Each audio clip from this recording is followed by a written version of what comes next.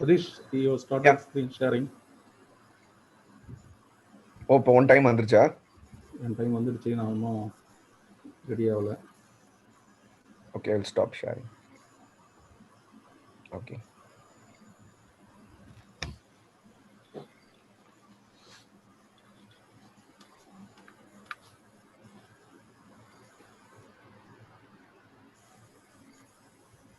Hello.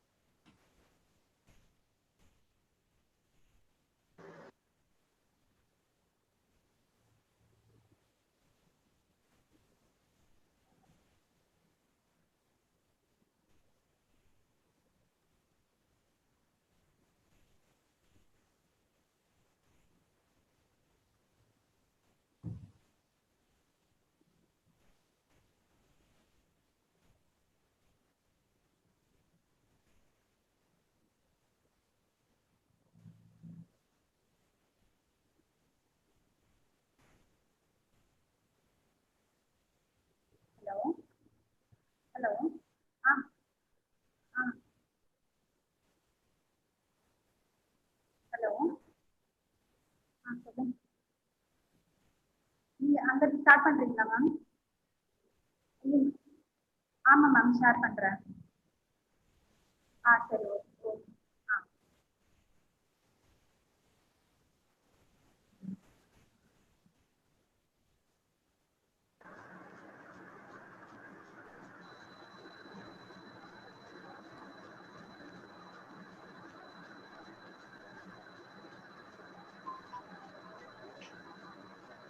Ma'am join பண்ணிட்டாங்க ma'am.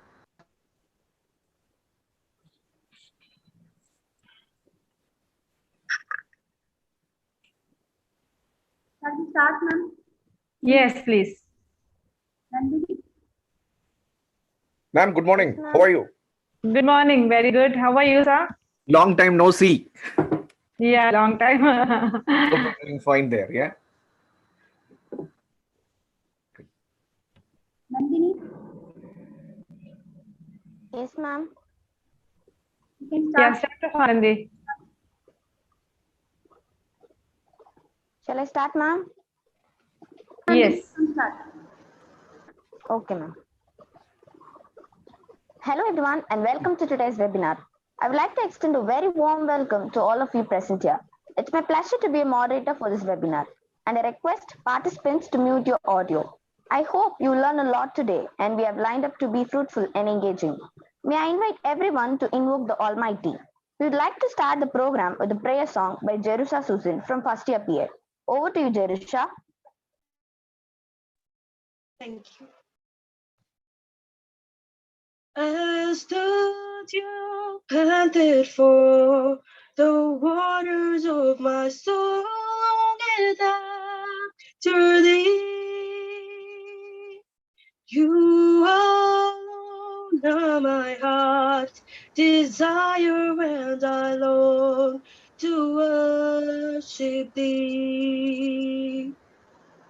You alone are my strength, my shield. To you alone make my spirit yield.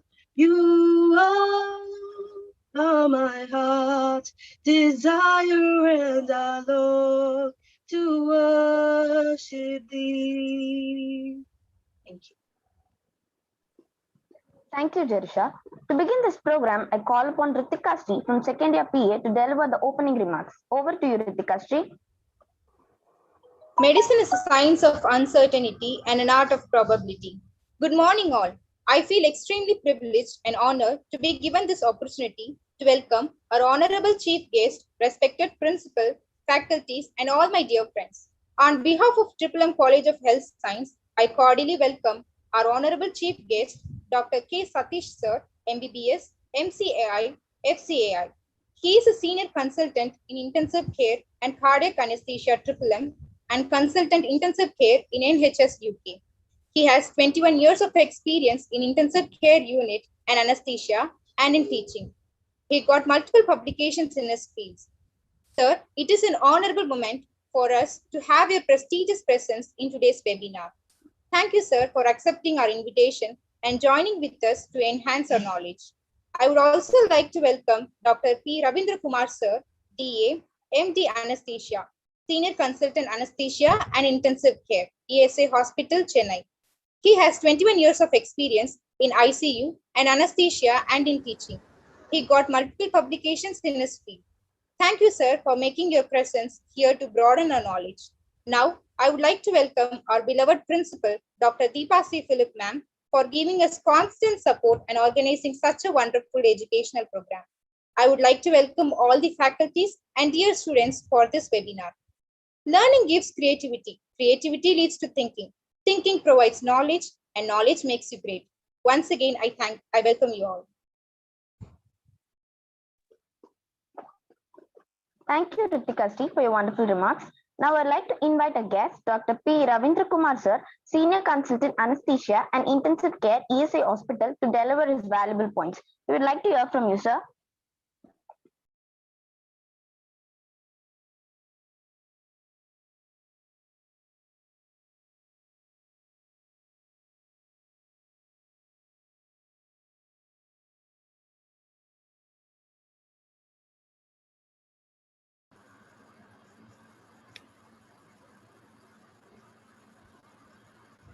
Hello. Yes, sir, you're audible. Sorry for the delay, madam. Some network issues. That's okay.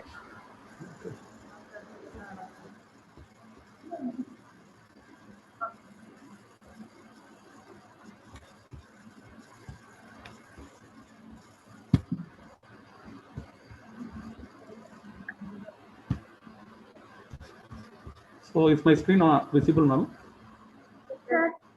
Yes, yes, sir.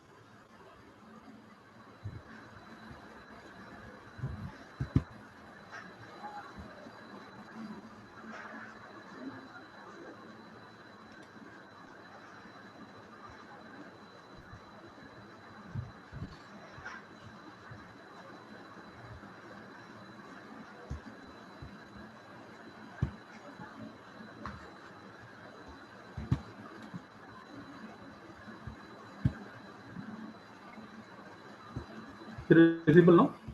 The PowerPoint? Yes, sir. Yes, sir, it is visible. Okay. So, hello everyone, good morning. Can we start? Yes, sir. You can start. So, hello everyone, good morning. I am Dr. Ravindra Kumar, Senior Consultant in Anesthesia and Intensive Care, ESI Medical College and Hospital.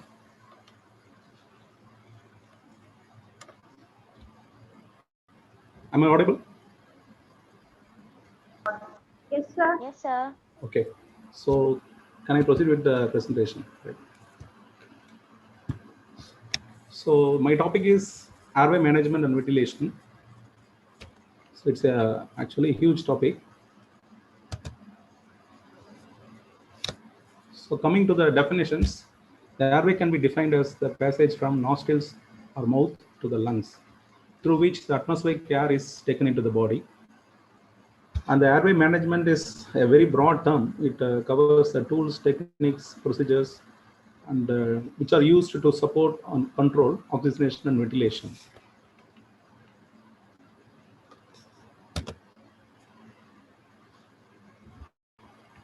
And during all these procedures, whatever we learn, we apply to the patients. We should take universal precautions, and we should follow COVID-safe precautions in addition during the pandemic. So what are the objectives of the webinar? The objectives of the webinar are to understand the basics of airway anatomy and functionality, introduce the equipments and techniques or procedures used in airway management, oxygen delivery systems. There are many, and we could see one by one, and basics of monitoring the ventilation, the patient. Ventilation, it involves both oxygenation and ventilation. So this is the airway anatomy. The airway anatomy can be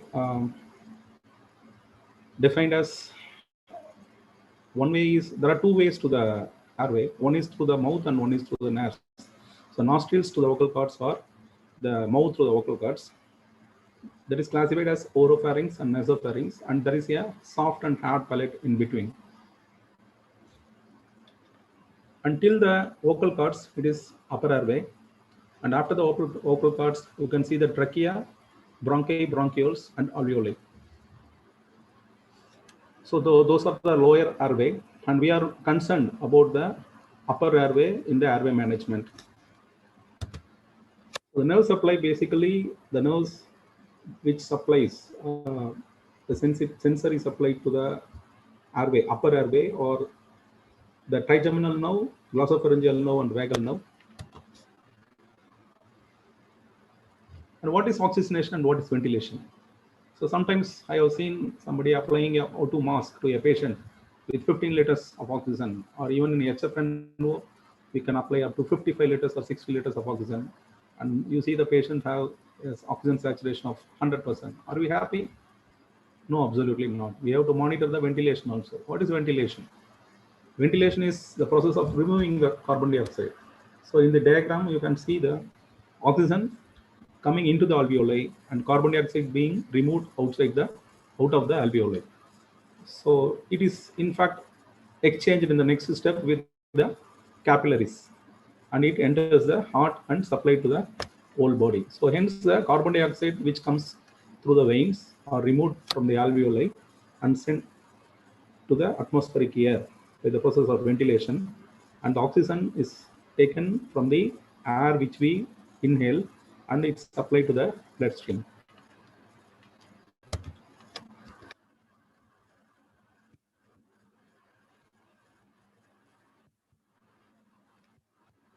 And what is our role? What is the role of the anesthetist and intensivist in the airway management? WHO says the first priority is to establish or maintain the airway patency. So maintaining a patent airway is our goal. So there should not be any obstruction, there should not be any collapse. So here comes the main points of airway management.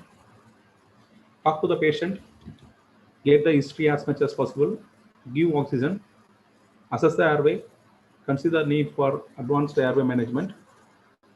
These advanced airway management are mostly done by the experienced anesthetist and intensivist physicians. what are the prerequisites before we go into the topic? We should assess the airway. Airway assessment can be by history or by the history of any aspiration or any foreign body obstruction or any swelling in the neck. So a detailed history and close examination is necessary. And you should always, the equipments which are necessary for the airway management should be kept ready. We will see those instruments. And positioning of the patient, that is also important. Pre-oxygenation, if it is an elective management, intubation and management, a pre-oxygenation, giving oxygen for 3 minutes, it's very important. Bag mask ventilation. All these steps are very important in the airway management. And you should be aware whether the patient is conscious or unconscious, whether the patient has got full stomach, that is, he has taken food in less than 6 hours. Most of the patients dealt in ICU will be having full stomach, unless otherwise they have been instructed to be kept in NPO. And foreign body or aspiration history.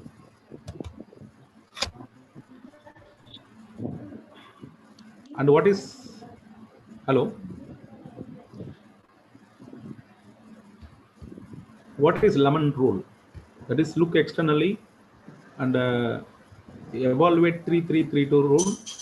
That is, mouth opening, 3 finger breath, chin to the hyoid bone, 3 finger breath, hyoid to superior thyroid notch, 2 finger breath.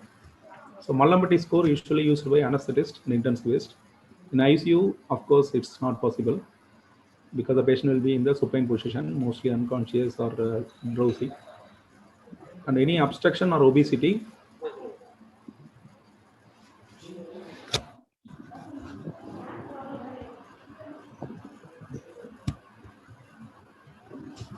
hello, am I audible? Yes, sir. Okay. So any obstruction visibly in the neck, any trauma or collection of vomitous blood in the mouth or obese patients, you should also check for neck mobility. That is, whether the patient could flex the neck or extend the neck. In some patients where there is cervical spine problems or trauma or any obstruction, there may be problems with the neck mobility, which is very important in positioning the patient before we do some Password 700. Next comes the triple maneuver. 531.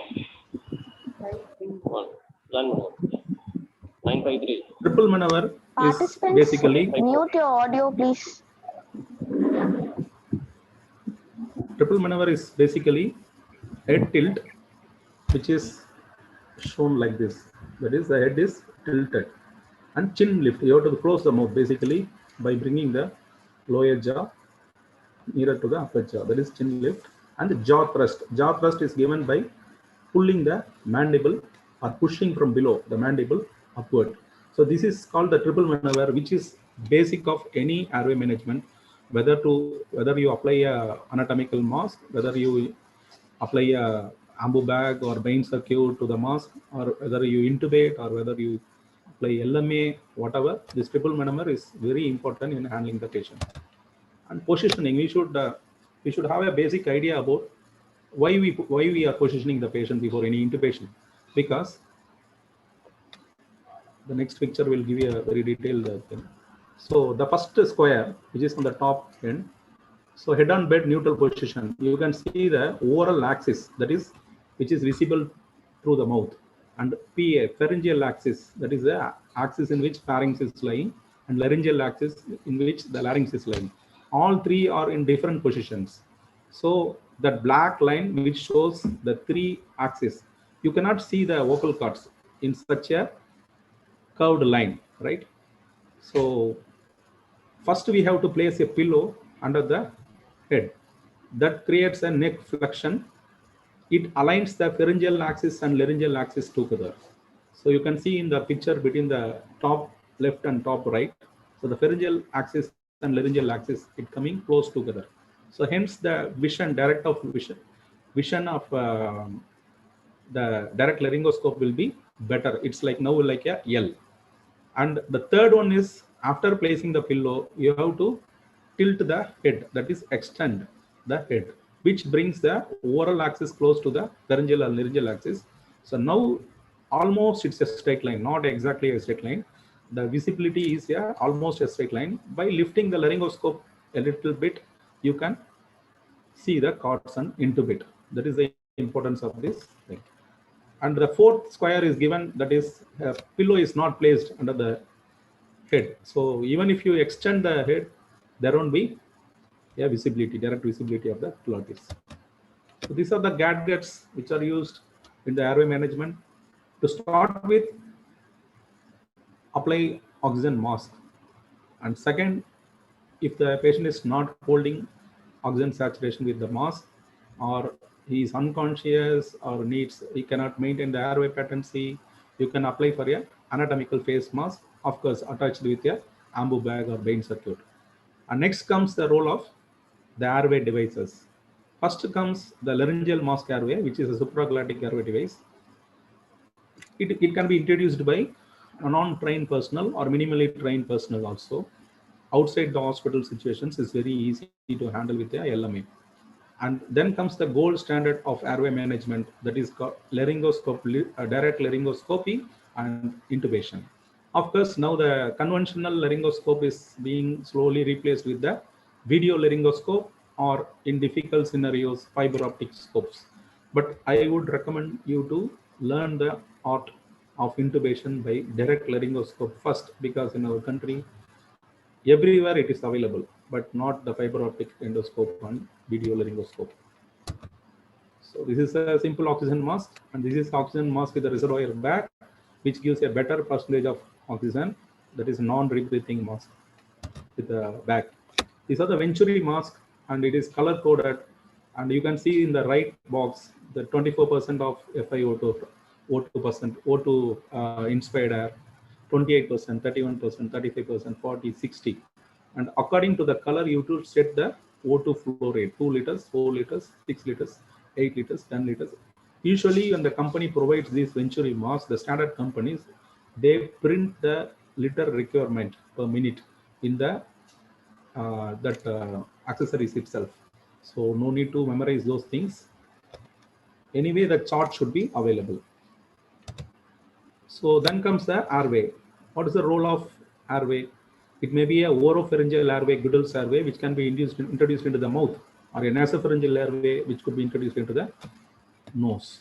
So these maintain the airway patency. That is, when the tongue is very big, or patient is unconscious, or the tongue is swollen due to allergy, you need a passage for the patient to breathe. So these are rigid tube-like structures. The curvature is made according to the mouth, and it can be easily introduced by anybody. So nasopharyngeal tubes are flexible ones, but still they have the tube-like structure, and hence helps to maintain that airway patency when it is introduced in the nose. You should judge which to introduce according to the clinical scenario. So how to size? You cannot put a too big airway into a patient, or too small may become a foreign body, in fact. So it doesn't serve the purpose, actually, it's dangerous. So sizing the airway, oral airway can be sized by placing this oral airway externally before introduction. You can size it by placing from the mouth to the angle of air lobe, or angle of the mandible. Likewise, the nasopharyngeal airway can be sized by placing from the nostrils to the angle of mandible. It should touch the lower end of that is the correct size. And after it is placed, it stands like this between the tongue and the palate. So it reaches till the opening of oropharynx and nasopharynx into the pharynx and larynx. Hence, it maintains the airway patency. So next comes the bag mask ventilation. So it can be done with a single hand. If the patient is thin, patient is small to moderate, and you are trained and have big hands, you can apply the mask with ambu or Bain's with a single hand. And the hand, it's C and E technique. The C is the thumb and the next finger, which is pressing the mask against the face of the patient, and E is formed by the 3 fingers, other fingers, which is against the mandible. That is a mentum, angle of mandible, and another finger in between. You should not press the soft structures in the neck, because it may obstruct the blood flow in the neck. So if it is very difficult to hold with one hand, you can try with two hands and give the ambu to an assistant. Here comes the bag mask ventilation. 1 minute.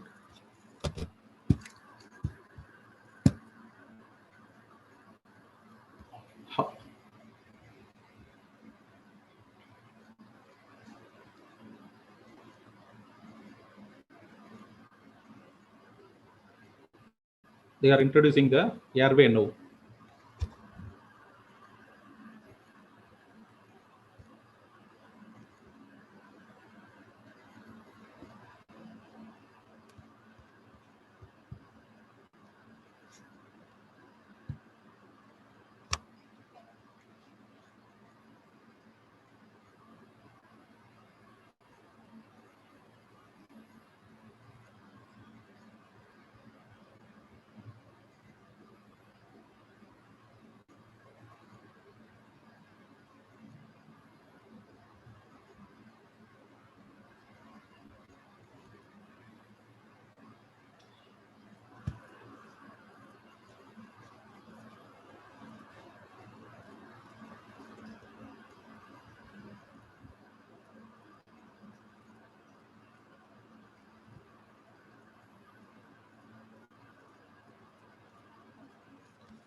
So that is how the bag mask ventilation is being done.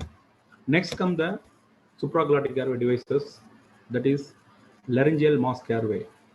The LMA Classic is an example of first generation LMA, which is a simple laryngeal mask airway. It can be just pushed into the mouth, through the mouth, and the cuff can be inflated.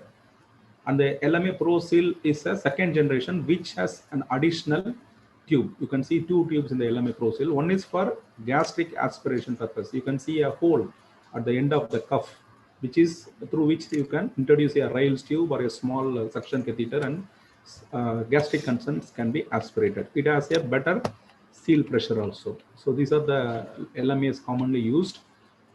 If you cannot hold the mask for a long time, or the mask is not serving its purpose, then you should go for a laryngeal mask airway.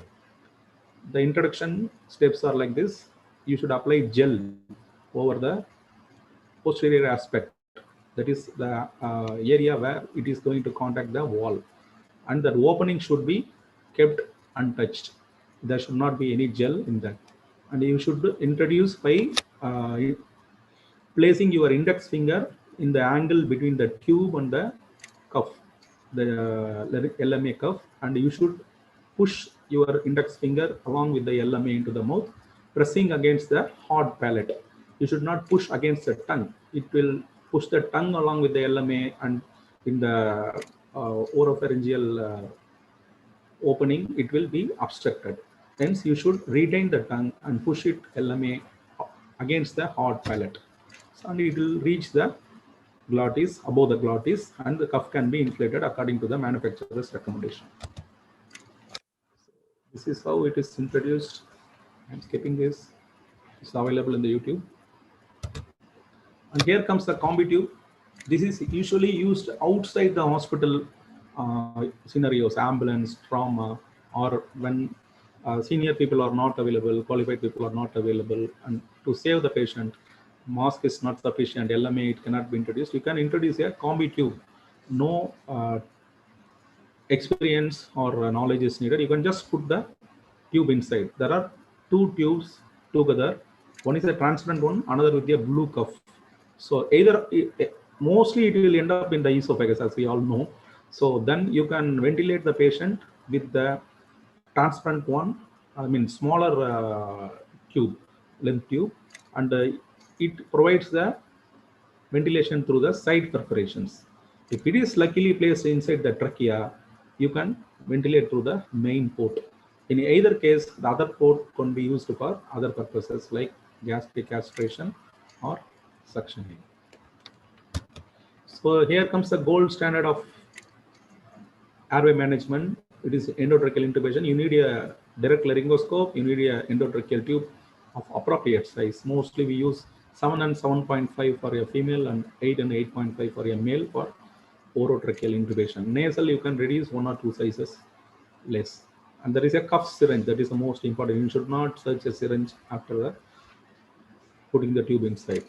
And coming to the glottic view, after you made the technique correctly, you are reached the glottis.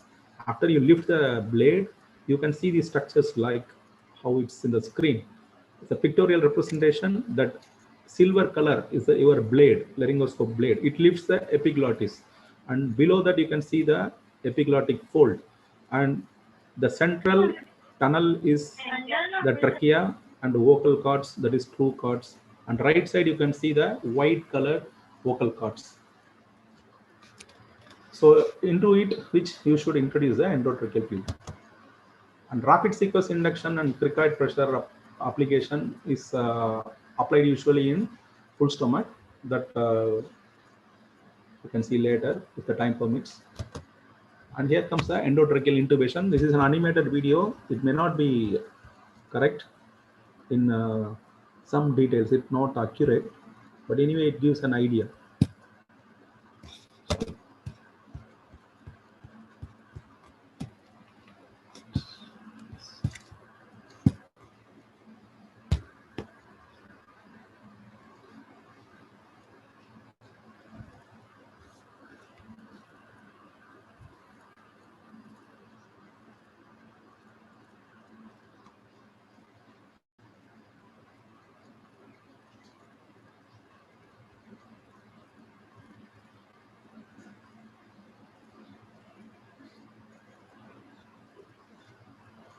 Here comes the importance of positioning.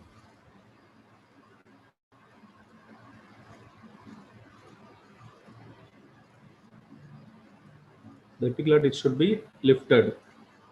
Then only you can see the glottic aperture.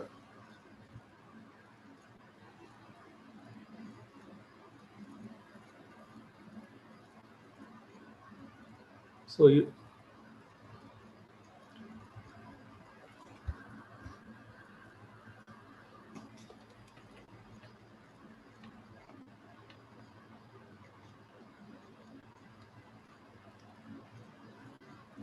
securing the endotracheal tube is very important.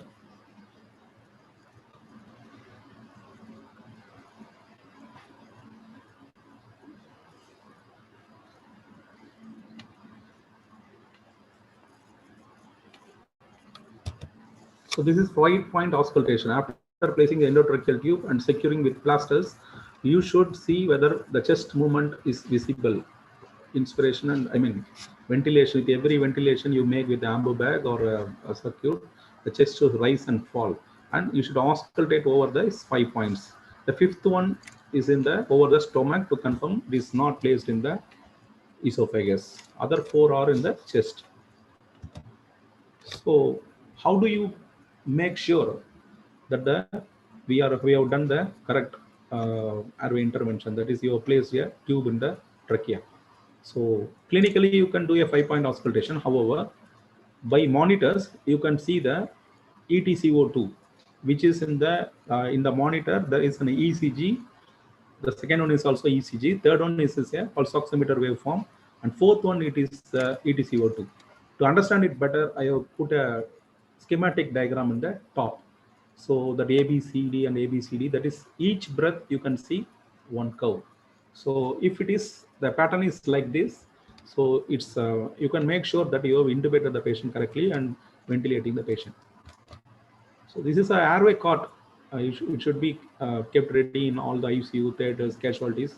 Whatever gadgets available, oral airways, nasal airways, and cuff syringes, laryngoscopes, blades, magills, and video laryngoscopes, everything should be kept in the airway cot. So in the pandemic situation, the topic will not be complete without saying a few words about the ventilator settings. Suddenly a patient you might intubate, or you might receive a patient intubated already from another hospital or casualty, and you may need to connect it to the ventilator. So ventilator is, you would have seen already, but for representation I have put these things. How to connect to the ventilator? There will be a common connector which is to be fixed to the endotracheal tube of the patient. And you should watch whether the patient is spontaneously breathing or already paralyzed, the lung is normal or diseased, and what is the goal of ventilation. Whether you want to improve the oxygenation or the patient is unconscious, just you have to protect the airway, you have to maintain the airway patency. Those things you have to apply your mind, and depending on that, most of the ventilation starts with controlled mechanical ventilation if the patient is paralyzed or the patient is unconscious and knocked off totally. So controlled mechanical ventilation, you have to set the tidal volume, respiratory rate, IE ratio, and inspired O2 concentration. So to start with, everybody keeps 100% FiO2 and the patient is responding nicely. You can reduce 10%, 100 to 90, 80, 70. The goal should be around 40 to 60. SIM is synchronized intermittent ventilation is applied usually to the patients who are breathing, but a little help is needed. The respiratory rate, FiO2, trigger sensitivity, pressure support, and PEEP should be set up. And CPAP, BiPAP are usually spontaneous growths, and pressure support can be applied. This is a machine which is become very famous during the pandemic, high flow nasal oxygen system. There is a chart which they give along with this machine. You can set only the O2 flow, and accordingly the FiO2 will automatically correct it. So it goes up to 60 liters per minute in most of the machines, and more the flow, the FiO2 will be less. So, and it provides a high quantity of oxygen, and ventilation, the patient should be breathing sufficiently. Otherwise, there will be a retention of CO2, and there will be a acidosis. So you have to take care of that if you're placing the patient in a HFNO machine. In special situations for pediatrics, obesity, pregnancy, trauma, and full stomach, which is another detailed presentation, you have to ask your colleagues and seniors about these things. And I will show a image which gives an idea. When you see a obese patient in an ICU, the first diagram shows the air is far below the sternal notch. So in those cases, the intubation will be very, very difficult. So you have to place pillows under the shoulders and neck, head, and such that the earlobe is at the same height as the sternal notch. It will make intubation easy. So any questions?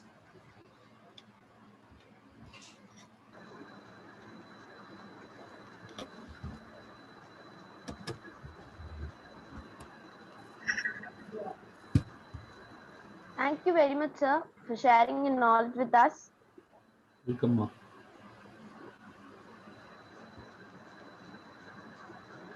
Next, I would like to invite a guest, Dr. K. Satyajit, sir, Senior Consultant, Intensive Care and Cardiac Anesthesia, M and Consultant Intensive Care in NHS UK, to deliver a speech. We would like to hear from you, sir. Yeah, do you hear me? Yes, Yes, sir. Okay. I'm Satish. I'm one of the doctors working in NHS. So today's topic from my side will be cardiac arrest and how do you manage cardiac arrest. Cardiac arrest is a very day-to-day happening scenario where we come across different reasons for cardiac arrest. Either it may be in hospital, out of hospital, it may be a pediatric cardiac arrest, it may be obstetric, or with the COVID cardiac arrest. So I'm going to present with different scenarios and what is the basic of cardiac arrest and how are you going to manage, okay? So I'm going to share a screen with you, and this screen contains a few videos as well. Just give me 1 second.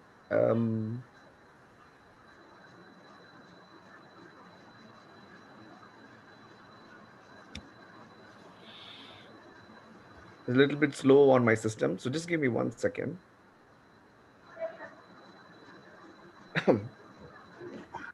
Yeah.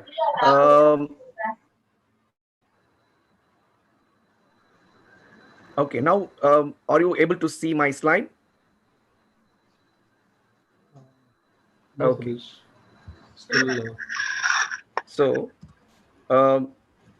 the first thing is about basic life support. So once a patient or anyone you Sir. Excuse sorry, me. Slide is not visible, sir. slide is Slides are not not visible. Okay. Let me give me 1 second then. Can I try, Satish?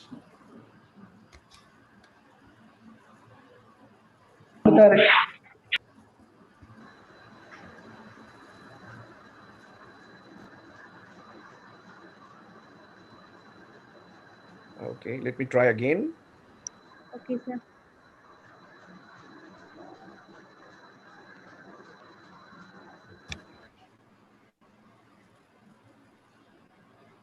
Yes. Yes, sir. It is visible, sir. Now it's visible. Would you be able to see that now? Yes, sir. It is visible. Yes, sir. Okay, so coming back, sorry, really sorry. So the first slide is about, oh God, again it goes somewhere. Just give me 1 second, I'm getting it wrong again.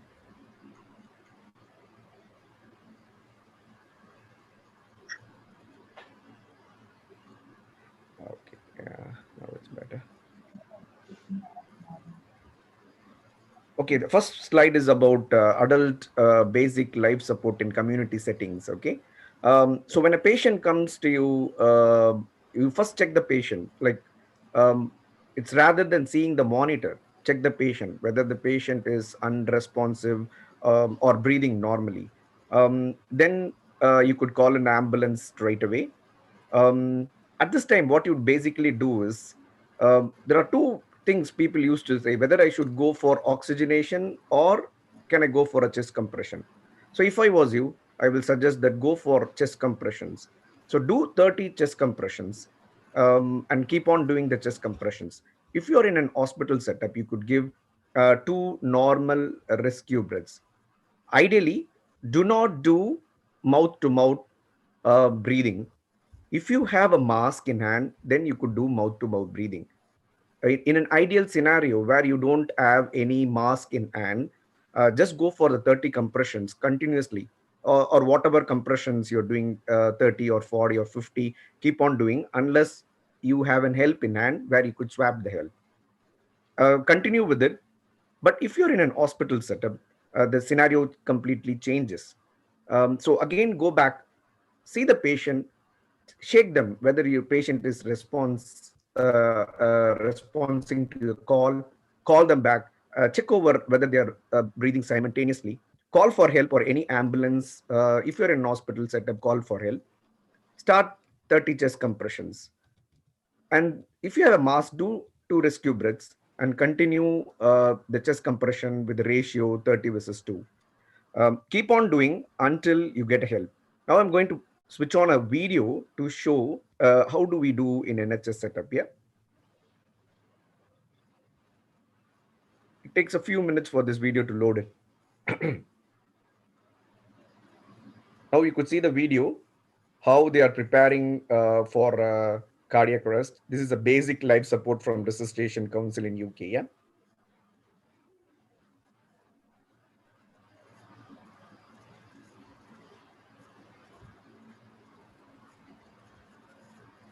So they're giving 2 rescue breaths, one, and at the same time, he's seeing whether the chest is raising up or not. That is very important. He comes back with folded hands, with elbow straight, 30 chest compressions with the rate of 100 per minute, which is very important. And as you know, the help is coming next to her.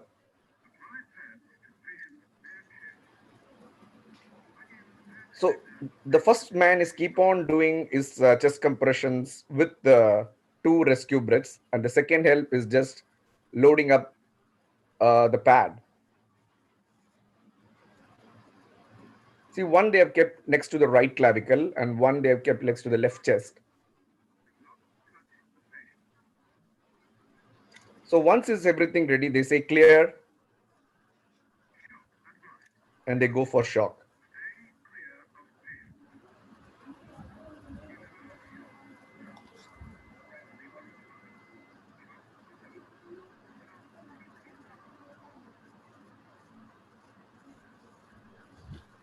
They are not checking for any patient activities or not. They're starting the CPR again without giving any time. The best thing is, by doing this, there is a chance that even the blood flow will start immediately.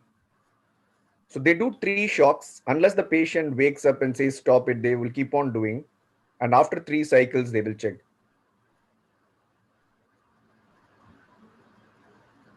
Okay. So coming back to the next slide. Okay, this is the advanced life support, which the gentleman has already explained to you. See here, you will see the patient is again unresponsive and not normally breathing. So as first person to approach there, either any person, we call for help immediately. We start doing CPR with 30:2. So the other help comes and attached to the defibrillator and monitor. So as we are doing, we assess the rhythm. If the patient is shocked, there are two types of rhythms, shockable and non-shockable. Shockable rhythm is like ventricular fibrillation or ventricular tachycardia, and the non-shockable rhythm is just a pulseless electrical activity, some activity you could see on the ECG, but you can't feel any pulse. So first I will go to the shockable rhythm. You do one shock and you again start doing CPR for 2 minutes. Again, non-shockable rhythm. You don't do anything. You continue with the CPR 2 minutes and recheck it again. So some of the things which you should consider here is never stop CPR until the patient has got return of spontaneous circulation. Even if you could feel the pulse, continue with the CPR. The reason why they are saying is with the pulse, some people can feel the pulse in the carotid, but if you stop CPR, it is because of the compressions you're giving. You could feel the pulse, and once you stop the compression, you won't be able to feel the pulse. So keep on doing the compression until the patient wakes up and pushes your hand, or moans or turns back because of the pain. So the scenario goes a little bit now in hospital scenario. So this is the most common thing where you could see all these things. Okay. So a patient comes to A&E, either collapsed or a sick patient. So what do you do as the first person, as a physician assistant or a staff nurse? You will be the first person who will be seeing this scenario. So you just ask for help. The first thing is we need people to help us. Cardiac resuscitation is a teamwork, not an individual work. So you call for help, and at the same time you assess the patient. So what do you assess for the patient? We see signs of life. And what do you see for the signs of life? You see whether the patient is responsive. How do you know that? So just call them by name. Sir, can you open your eyes? Can you speak about? Sometimes what happens, if you try to shake the patient, if there is a collapse because of trauma, shaking up the patient will damage if it is a broken bone. So if I was you, I will say, shout it loudly, try to wake them up by means of voice rather than shake. If the patient is not responsive, go for the pulse. Always check the central pulse, either carotid or femoral. The reason behind is, if you try to find peripheral pulse like radial artery, um, since the patient is already shut down in the sense the cardiac output is very low, you won't be able to feel anything on the peripheries. So if I was you, I will go for the central pulsation. If you could feel anything, first we will go to second scenario. You can't feel anything and the patient is not responsive. So it's a cardiac arrest scenario. So you start doing high quality CPR. What is high quality CPR meant by? So you just do as this gentleman explained to you, 30 chest compressions at the rate of 100 per minute. And if the help comes, go for 2 rescue breaths. Otherwise, continue with the chest compression. As the second help comes in, they will start connecting with the defibrillator, and you should not stop chest compressions. The chest compression should be keep on happening as they are connecting the defibrillators. And then you go to the advanced life support, which has been explained to you on the sheet. If the patient is responsive, like the patient is moaning or doing some signs that he is alive, so what you do is, uh, stay calm, connected to oxygen through mask, different type of mask with Dr. Ravindra Kumar explained to you, and put the patient on the left lateral position, little bit on the left lateral position, and check whether you could feel the pulse and start putting a cannula and do the necessary things to make sure the patient is alive, and then hand over to the person who is coming, like a doctor's. That is the second step. So I'm going to put on one more scenario now, which is a pregnancy. Okay. When it comes to pregnancy, like as I told you, there will be different scenarios. This is a normal adult. Now a pregnant patient comes to you. You can face this scenario anytime in your casualty or A&E, where a pregnant patient, a 38-week pregnant patient, comes with a big tummy. So some of the consequences of this big tummy is the baby, you got two life now, the mother's life and the baby's life. The pressure is on you. So nothing to panic about. We start the basics again. Check for the signs of life as you do, breathing, and check for the pulse. The main thing which you do for this pregnancy is put the patient on the left lateral position. You turn the patient on the left lateral. Left lateral is putting on the left side. The reason behind is the baby, the fetus which is inside, pressures on the inferior vena cava. So when the patient is lying flat, the mother is lying flat, the fetus head just presses on the inferior vena cava, and the venous return from the peripheries to the heart is very low. So you won't be able to successfully bring the cardiac output when you're doing a chest compression. So I'm just going to play a video how they are turning him on the left lateral position and how successful is the cardiac pulmonary resuscitation. Just give me 1 second. It takes a little bit time to load up. Yes. It comes up slowly. So once this the call has been happening, see, look at this. This is only 4 minutes video. You could see very clearly how this is all taken in the NHS.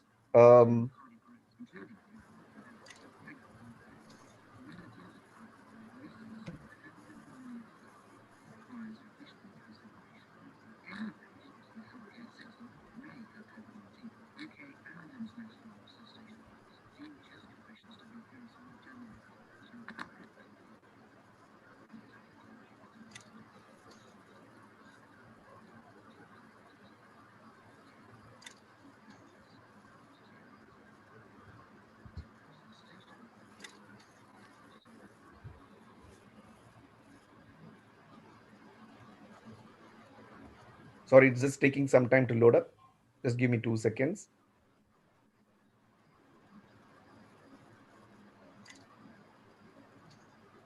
Sudesh, can you maximize the screen? Those slides are visible. Yes, small size.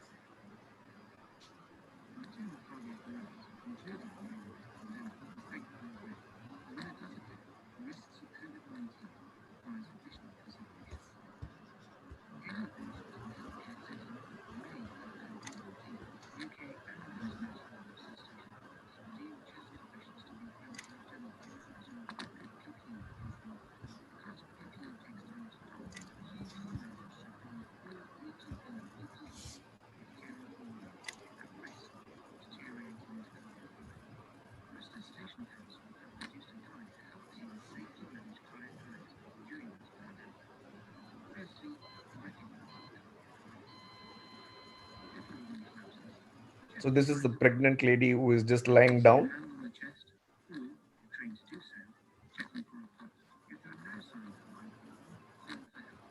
So they call for help immediately. Put the bed down. See, they're just putting the bed down first. Oxygen. And now look at the way they are tilting the baby to the left lateral position.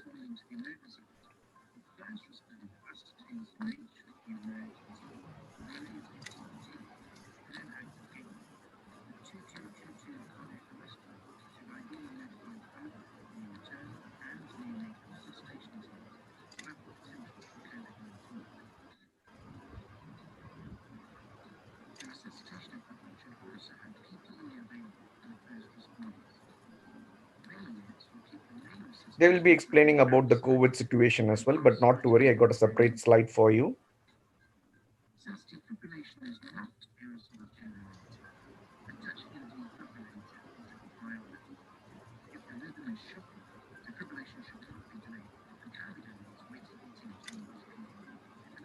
So in a COVID scenario, there is no need to wait for people to come. You could just put it on a defib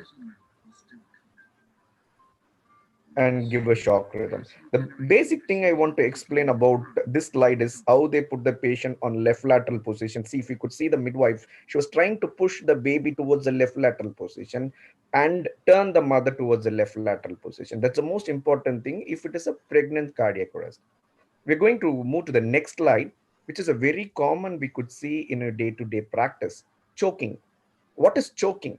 So when you try to eat or take something and suddenly it blocks your airway, as Dr. Ravindra Kumar explained to you, the vocal cord, it just blocks the um, vocal cord and the patient will suddenly like gasp for air.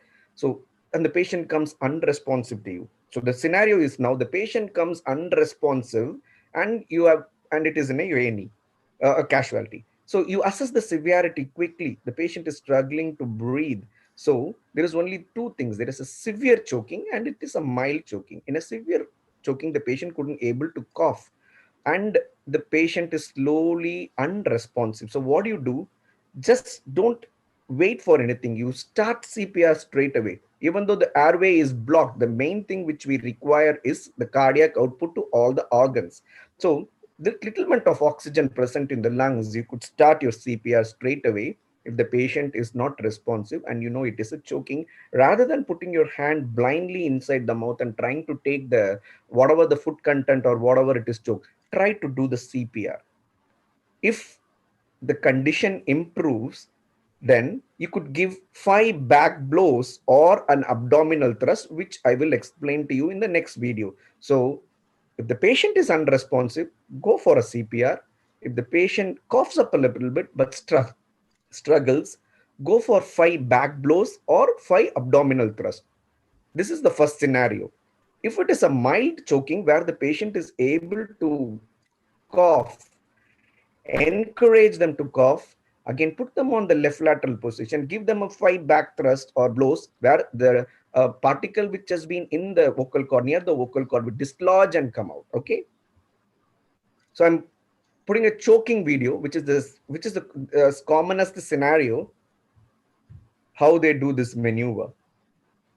Again, give me 2 minutes. It takes a little bit time to load.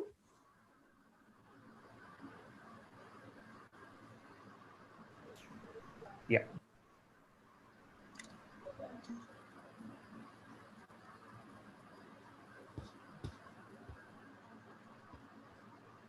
So it's all done by St. John's Ambulance, which is a UK ambulance service, where they're the first person to go to see a choking scenario.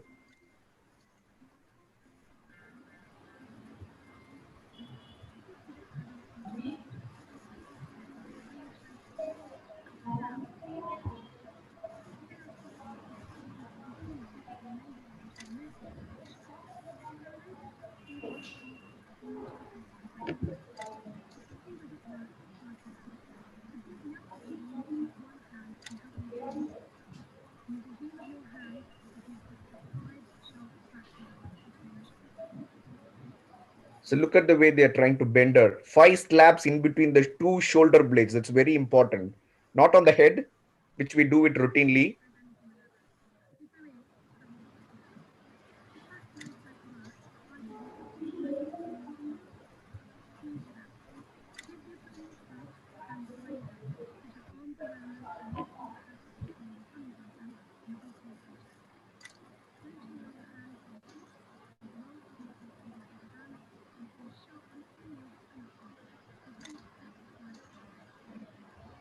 See, I'm just going to stop it here.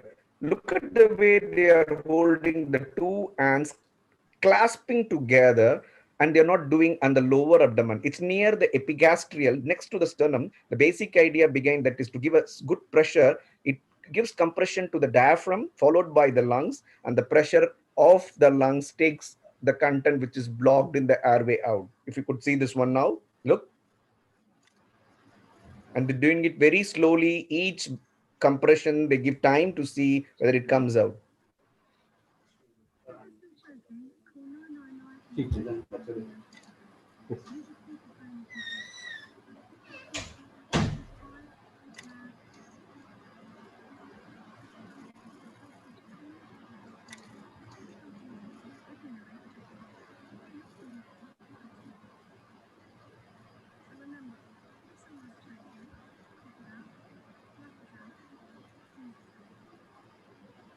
And don't forget, never hit on the head, because it is not going to help. This is a very common practice we follow in every country, that hit it on the head. No, don't do that. Give a good back slap, like a good, not like 20 times, just 5 with a good shot. So it takes some time for the particle to come out. Yeah. So the next slide will be anaphylaxis. It's a very common thing. See, in a day-to-day practice, we come across anaphylaxis very often, which is one of the major causes for cardiac arrest, followed by ventricular fibrillation or any cardiac cause. So what do you do for what is anaphylactic reaction? That's the main thing which we have to know. Any reaction which occurs, which causes your heart to stop because of what we have given iatrogenically. It can be food, it can be drugs, or it can be anything where the patient get exposed and get reacted to the surroundings. It can be pollen, it can be any other source. So how do you diagnose this? So same thing. Airway, you always go by this approach: airway, breathing, circulation, disability, exposure. We say it as ABCDE approach. So the certain things which we do for anaphylactic reacting cardiac arrest compared to others. Um, this is a life threatening to airway. So call for help, put the patient flat. The only different thing which we do is raise the patient's leg. In an anaphylactic reactions, you get vasodilated in your vessels and everything, all the bloods are in the periphery. So we have to bring all the blood back to your heart. So you lift the leg up. And apart from other thing, airway and thing, adrenaline is a very most important thing which will prevent you. What adrenaline does is, there are two ways adrenaline acts in anaphylactic shock. It produces severe vasoconstriction. Vasoconstriction means it causes just the periphery vessels to constrict, so all the blood goes in. And it also destabilizes the mast cells, which is the main cause for this anaphylactic reactions. Okay, so establish airway, oxygen, IV fluid. Put a cannula, give a IV fluid. The IV fluid should be only normal saline, not Hartmann's, no glucose. The reason why we say normal saline is, in glucose can, like if you give dextrose, it can contain glucose and it can produce some reactions to that. Again, there are two things which you have to keep it in mind. One is hydrocortisone, another is chlorpheniramine maleate. If you could open the slide, it will say everything about how much of doses to be given. There is not required to give adrenaline intravenously. It should be given intramuscularly. But if you have a doctor who knows how to use adrenaline intravenously, can be given. But do not wait until you need to put a cannula. The first thing is raise the leg up, oxygen, and adrenaline intramuscularly, and it will save 90% of the life. Okay. So the next slide, different scenarios, like it may be cardiac arrest can be because of third cause is sepsis, any electrolyte abnormalities, hypothermia, and poisoning and overdosage. So you have to follow all these 4 basic approaches again: airway, breathing, circulation, assess the patient, check for pulse, do CPR, if you call for help. So it will cover the basics, and once the help comes, you could follow on with other procedures. The last slide will be, it's a very interesting thing. Now the COVID scenario, the resuscitation guidelines completely changes for the COVID scenario. How many people should we go in when we call for an help? 25 to 35 people comes in a normal scenario, or 10 to 20 come in. So but we get exposed because it is an aerosol producing procedure, like intubation, ventilation. So how are we going to, there is no need to panic again. I have done around nearly 100 to 200 cardio resuscitation for a COVID patient. So this video will show you very clearly how to prevent, how to protect ourselves. We have to protect ourselves first, and then how to efficiently give a cardiopulmonary resuscitation for a COVID patient. Again, give me 1 second. This slide takes a little bit longer to load in. Sorry.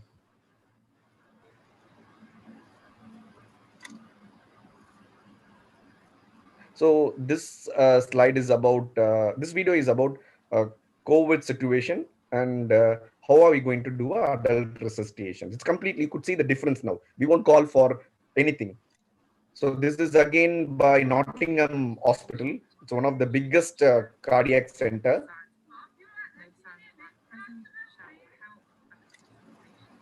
Head and down.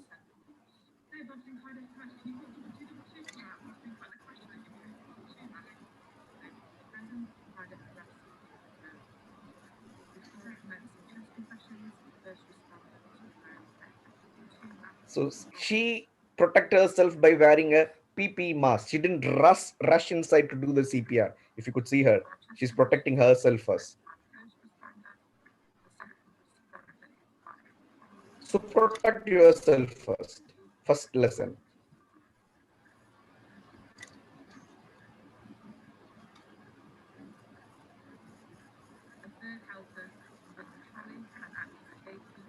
So there is not much. There's only one helper who is coming, and she is wearing up everything, the PPE kit, before she touches anything.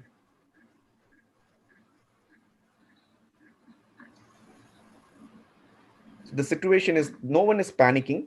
She's continuing with the CPR, which is must. And another person is wearing a PPE mask, getting herself ready before even touching the patient.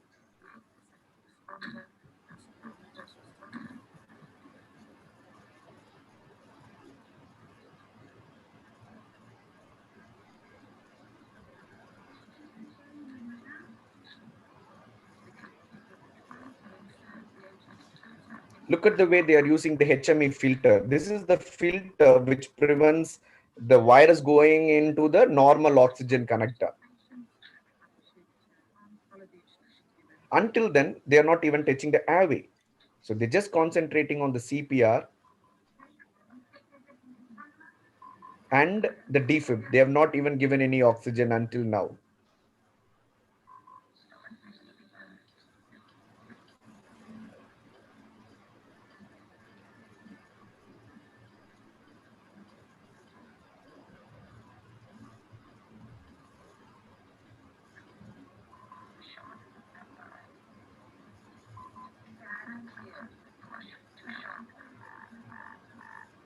So a cardiac arrest scenario can be managed by only 3 people, not to rush about. And other people could stand by. But in a COVID scenario, there is nothing to worry about.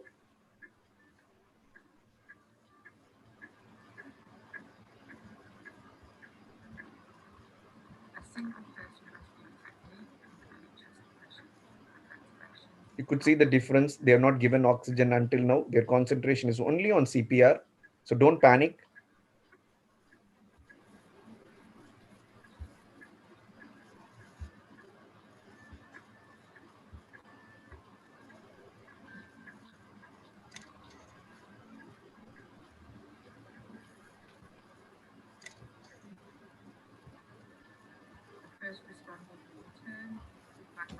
Look at the way she has put now the mask with the what do you call the slide as well. She's just covering her face with the slide, with the shield. I'm sorry, with the shield and a mask so that it won't go inside her eyes. So she's protecting herself.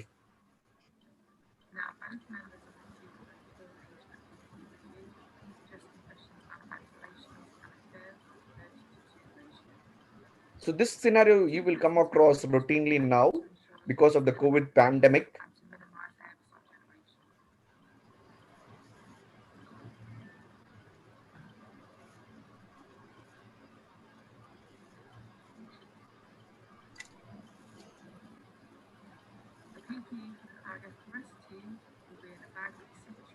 So what are the things required for a resuscitation in a COVID scenario? Get a lot of PPE kits. That's very important. Plenty, around 10 for 10 members. And make sure don't allow anyone inside the room without a PPE kit, apart from the first responder. And they're keeping the trolley 2 meters away. As you know, 2 meters distance.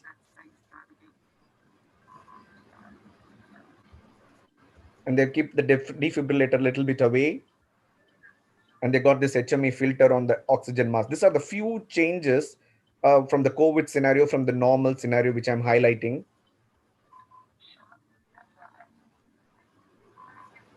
There is only 2 more minutes for this. They will bring some more changes. It won't be boring. So an anesthetist comes in. He's the lead. He comes with the full thing. See, a doctor or an anesthetist, there is no need to panic. All these 3 people are staff nurse. You are the team members. You are the best person to come in, first class members to do everything. So don't think that the doctors are the first person to do. With the staff nurse, with the trained PAs, you will be the best person to do all these things. Like for the patient success, the teamwork is main. So you are the main person. So when you start doing all these things, there is no need to worry about the doctors coming or not for a cardiac arrest. Listen, she's the anesthetist and she's asking for the airway. So now they're taking it up the airway and the drugs.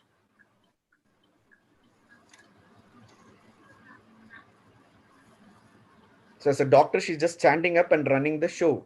She's not involved in anything, not because of the fear of COVID, because she's the person who is in charge and she will make sure that everyone is in PPE, all things has been done properly. It's now 6 minutes. The 6th member is coming in. See, how long does it take? This is an ideal scenario where we make a mistake rushing around 10 to 20 people. It's that they put the timing as well. That's the reason. 6 minutes it takes for everyone to wear a PPE kit. So no, don't panic. We are doing our level best help.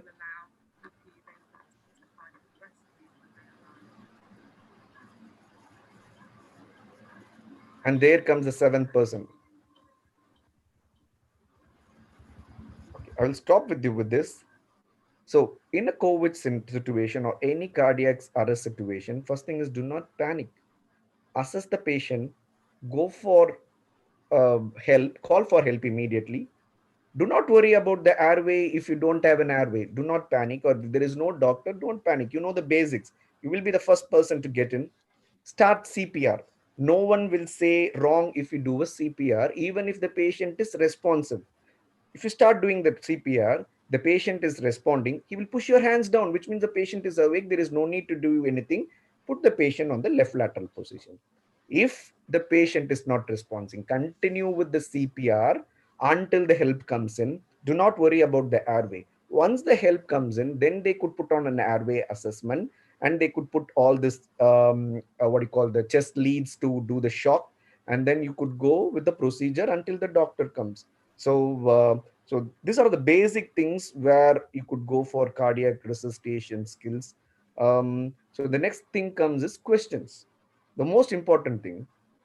Definitely you must have so many doubts in your mind now. So any questions?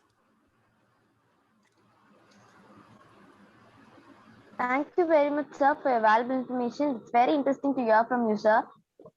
Now it's time to clear all the doubts. Participants, if you have any questions, you can raise in the chat box. So it will be in the chat box, is it? Yes, sir. Okay. Oh, so the chat box, I should go in. Okay. Hello, am I audible? Hello. Dr. Sendil. Yes, sir. Yeah.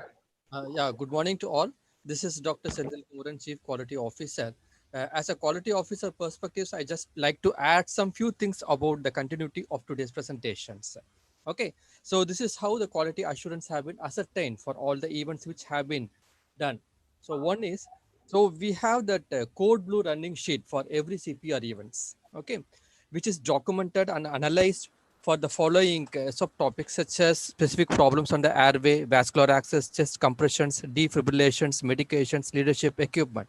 So all the code blue sheets, all the CPR events needs to be documented along with the code blue running sheets, okay, which will be presented to the CPR committee. So we have a CPR committee which is very active, which meets once in a quarterly of every year, and we used to analyze all the CPR event, even every single CPR event have been analyzed with the CPR code blue running sheet, and it will be presented. If there are some deviations or if there are some improvisations in the CPR events or any issues with the equipments, any critical incidents, so everything will be analyzed. And that is about the CPR committee. You have to be aware there is a CPR committee, and you have to be aware there is a code blue running sheet which every CPR event needs to be completed along with the code blue running sheet. And the accreditation standard for the anesthesia even mandates that the COP, care of patients 14, mandates that during anesthesia monitoring includes regular recording of temperature, heart rate, cardiac rhythm, respiratory rate, blood pressure, oxygen saturation, and end-tidal carbon dioxide. So they mandate that end-tidal CO2 has to be documented for every events of anesthesia. So followed by code blue mock drill. So what happened last time NABH internal external audit, it was very interesting but unfortunate when we have called up for the code blue mock drill. So it was not up to the mark. What happened was the NCs was raised actually. So I just read upon the NCs which they have raised by the NABH accreditor. The code blue dial in the second floor ward shows good response of the team members, but first bystander response was bit slow, and the room number informed from the emergency code was not correct, very unfortunately. There were too many non-active members at the site of the code which needs review. So there was a chaos during the time of mock drill, so which also has to be taken into account. So we need to have to be trained with the code blue mock drill along with that code blue running sheet. Everything will be analyzed. So there is a quality assurance team which monitor each and every events of the CPR events. Just I want to highlight those things. Thank you. I think it is relevant for today's topic.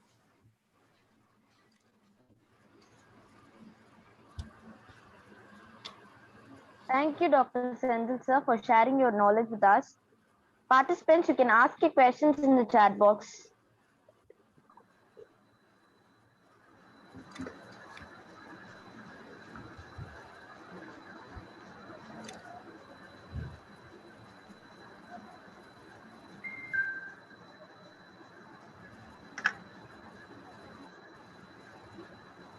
Students, if you have any doubt, you can ask.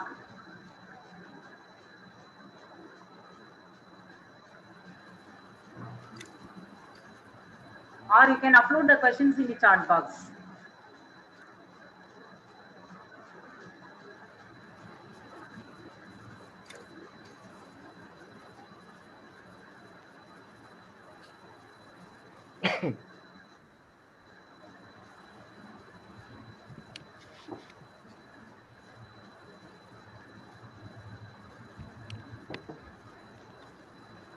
So one there's a question raised. Yeah, there is a question here. How can we do a CPR for pediatric cases, especially in COVID situation? Okay, it's Gibson, Mr. Jones. Yeah, Jones. Basically, I hope you could hear me. So the same thing for a pediatric. Okay, the pediatric ages comes between when you say a neonatology, which is 1 month, and followed by 1 month until to 16 years, you call it as a pediatric age. Okay, you follow the same style here. When you go in, assess the kid. Ask with the mother will be there with you. That's the only difference. A parent will be with you, so it will be a little bit stressful situation. Be calm. Follow the same principle. Assess the patient quickly. Assess the baby. Check for the pulse and central pulse, and assess the baby and whether the baby is responsive or not. Follow the CPR. If it is less than certain ages, like if it is 2 years and above, you could do 30 versus 2. The main thing is again 30 chest compression. If you're on your own, you could start your chest compression on a COVID scenario. You said you asked about the COVID scenario, yeah?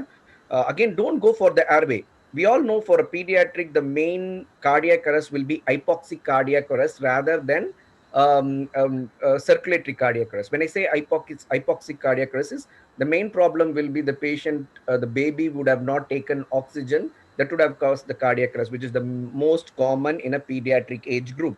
But in a COVID, as you put a question, a COVID scenario, I will go for a CPR. Since you don't know what is the age of the baby, go with 15 compressions to start with. And then once the help comes, then you could go for the 30 compressions. Once if the pediatric cardiac arrest, you will get a help quickly. So don't change any approach. Do a chest compression to start with in a COVID situation rather than go for a what you call the airway until the help comes to you, because you won't be wearing any PPE kit or anything. And my other question is, it is very difficult to know whether the patient is COVID positive or negative in a kid. Again, as usual, go for the chest compression. There is another question by Sujita Anantharaman. Sir, can endotracheal intubation cause cardiac arrest? Yes, there are a lot of complications during direct laryngoscopy and endotracheal intubation, like injury to the soft and hard structures, bleeding, and of course, vagal stimulation can cause bradycardia, hypotension, arrhythmias, and in fact, cardiac arrest too. So you should be prepared for everything, particularly when you are doing a airway intervention. That's correct. I have not gone into the details of the complications of the endotracheal intubation as the time doesn't permit. It's a nice question.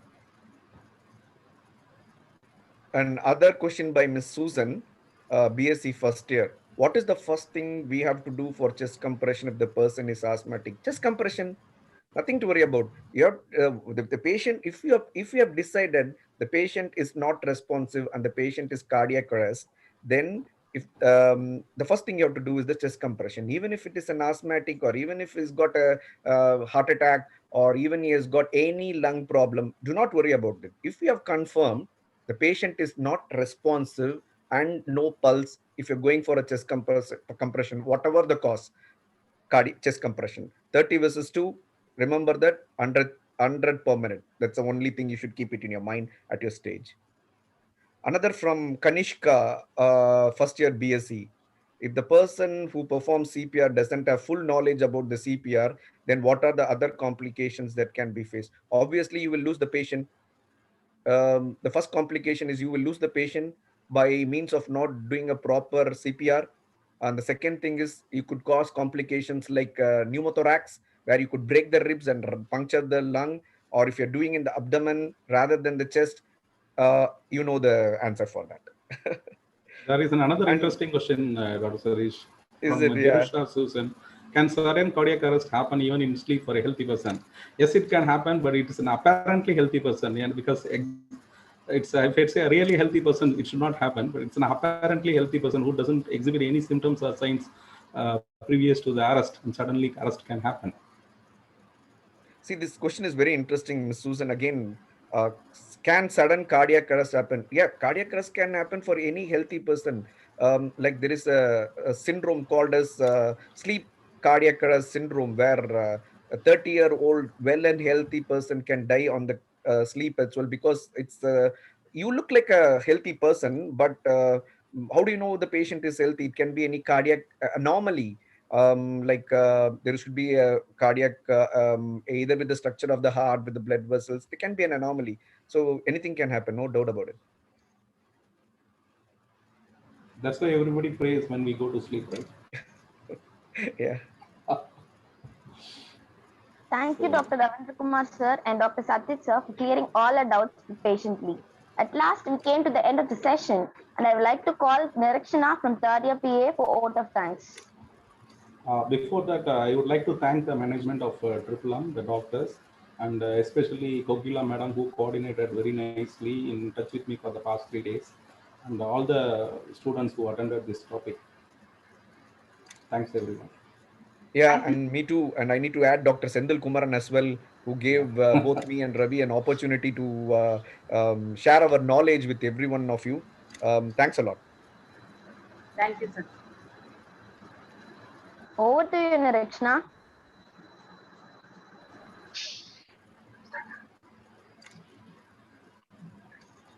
Good morning to all.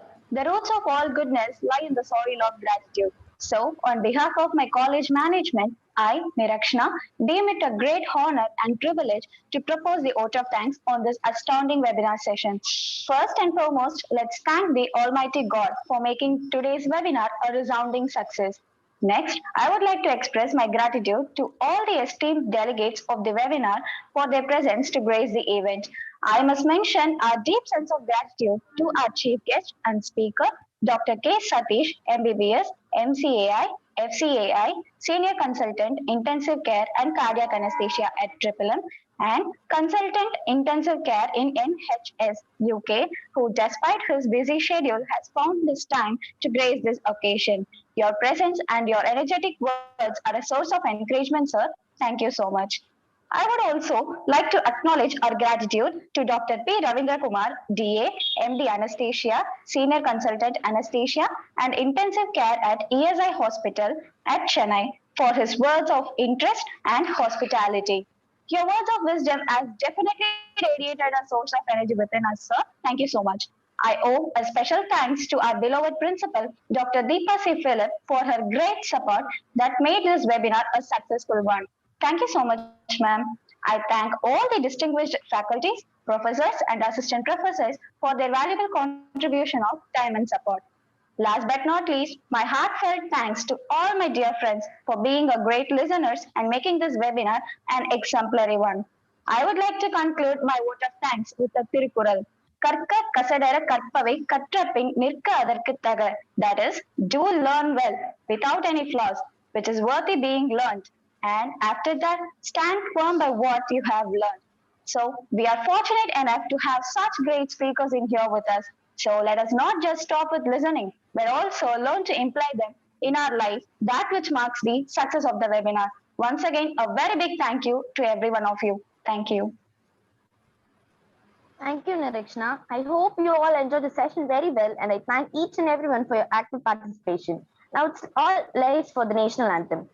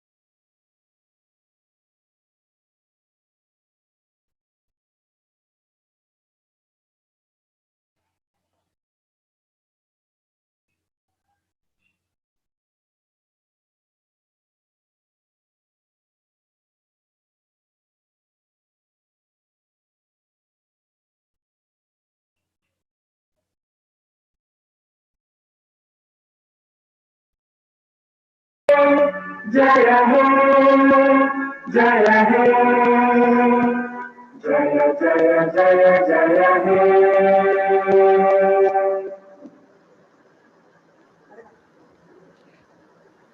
Thank you all for attending this webinar.